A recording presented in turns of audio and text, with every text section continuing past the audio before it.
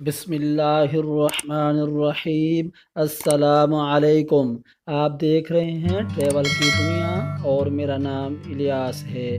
دوستو، آج ہم جس ملک کی سیر کرنے والے ہیں بہت ہی تاریخی اہمیت کا حامل یہ ملک، جو دو مختلف ناموں جبرالٹر اور جبل طارق کے نام سے جانا جاتا ہے، لیکن ہم اسے جبل طارق کے نام سے ہی پکاریں گے، اور یہی ہماری تاریخ ہے اور یہی ہماری پہچان۔ جبل طارق ہی وہ مقام ہے جہاں سے اسلام یورپ میں داخل ہوا تھا، اور اسے اسلام کا دروازہ بھی کہا جاتا ہے۔ عظیم سپہ سالار طارق بن زیاد نے اسی سرزمین پر پہلا قدم رکھا تھا، اور پھر یہ سرزمین صدیوں تک اسلام کی روشنی سے منور رہی تھی، لیکن پھر اقتدار کے لالچی مسلم حکمرانوں کی وجہ سے یہ عظیم سلطنت زوال کا شکار ہو گئی۔ دوستو، یہ چھوٹا سا شہر نما ملک بر اعظم افریقہ اور یورپ کے درمیان واقع ہے، اور اسپین کے صوبہ اندلس سے اس کی سرحد ملتی ہے، اور یہ جزیرہ نما ملک برطانیہ کے زیر کنٹرول ہے۔ دوستو، مزید آگے چلنے سے پہلے آپ لوگوں سے ریکویسٹ ہے کہ آپ چینل کو ضرور سبسکرائب کریں اور ویڈیو کو لائک کر کے اچھے کمنٹس کریں تاکہ میری حوصلہ افزائی ہو سکے۔ دوستو، 711 میں اس علاقے میں بنی امیہ کے جام باز سپہ سالار طارق بن زیاد نے پہلا قدم رکھا تھا اور اندلس شہر کو فتح کیا تھا، پھر اس شہر کی بنیاد رکھی تھی۔ دوستو، جبل طارق کا کل رقبہ 6 کلومیٹر ہے۔ جبل طارق برطانیہ کے زیر قبضہ ہونے کی وجہ سے برطانیہ کا ہی علاقہ کہلاتا ہے۔ جبل طارق کی کل آبادی 34,718 لوگ ہی رہائش پذیر ہیں۔ جبل طارق اس وقت برطانیہ کے زیر کنٹرول ہے۔ اس علاقے میں پہلی آبادی سلطان عبد المؤمن نے قائم کی تھی۔ انہوں نے اس پہاڑی پر ایک قلعہ بھی تعمیر کیا تھا، جو آج بھی مسلمانوں کی ترقی کا منہ بولتا ثبوت ہے۔ 1309 تک یہ علاقہ گرناطہ کا حصہ تھا، پھر عیسائیوں نے قبضہ کر لیا۔ 1462 کے دوران عیسائیوں نے اپنی کھوئی ہوئی حیثیت کو بحال کرتے ہوئے 750 سالہ مسلم سلطنت کا خاتمہ کر دیا، جو آج تک قائم ہے۔ لیکن اب نہر سوئس اور نہر وقوع کی وجہ سے جبل طارق انتہائی اہمیت اختیار کر چکا ہے۔ جبل طارق کا ہوائی اڈہ مرکزی علاقے سے 500 میٹر دور ہے، اور یہ قابل ذکر مقامی ہوائی اڈہ ہے جہاں سے دنیا بھر کے سیاح اس بین الاقوامی ہوائی اڈے کو استعمال کرتے ہیں، کیونکہ اس کی وجہ یہ ہے کہ یہاں کا کرایہ انتہائی مناسب ہے۔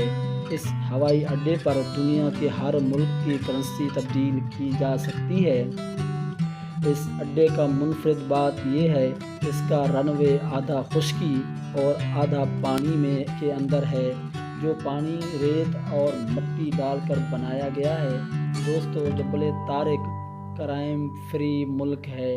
یہاں لوگ اپنی گاڑیاں اور دروازے کھلا چھوڑ دیتے ہیں، اور یہاں چوری کا سوال ہی نہیں پیدا ہوتا۔ دوستو، یہ بات مشہور ہے کہ اگر آپ کا پرس گم جائے تو پریشان ہونے کی ضرورت نہیں، آپ گھوم پھر کر خود ہی اپنے پرس کے پاس پہنچ جائیں گے۔ دوستو، یہ کہا جاتا ہے کہ جبل طارق کی تاریخ میں اب تک صرف 2 ہی قتل ہوئے ہیں۔ جبل طارق گنجان آباد ملک ہے، یہاں مزید آبادی کے لیے جگہ نہیں ہے۔ اس ملک کی سرکاری اور سب سے زیادہ بولی جانے والی زبان انگریزی ہے، اور یہاں دیگر زبانیں بھی بولی جاتی ہیں۔ دوستو، جبل طارق کی 72% آبادی عیسائی ہے، جو رومن کیتھولک سے تعلق رکھتی ہے۔ ہندو دوسرا مذہب ہے، اور اسلام تیسرا بڑا مذہب ہے جبل طارق کا۔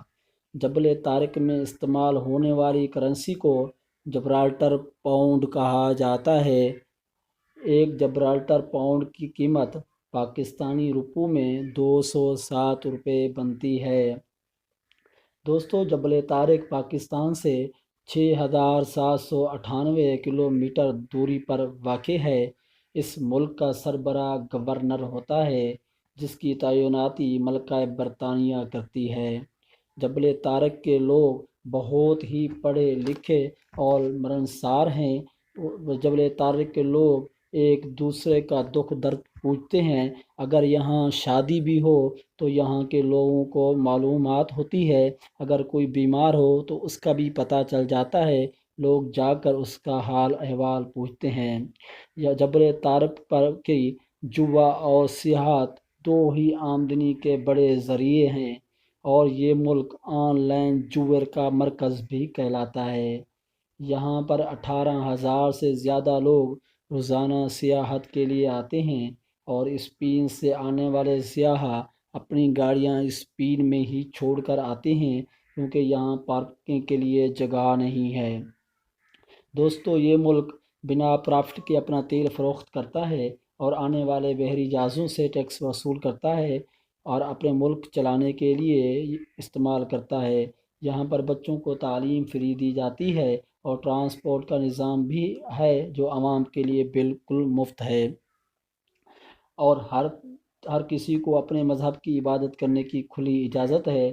طارق بن زیاد نے اسی مقام پر ایک مسجد بھی بنائی تھی، جو بعد میں ختم کر دی گئی، لیکن اب سعودی حکومت نے ایک مسجد تعمیر کروائی ہے جو کنگ فہد کے نام سے جانی جاتی ہے۔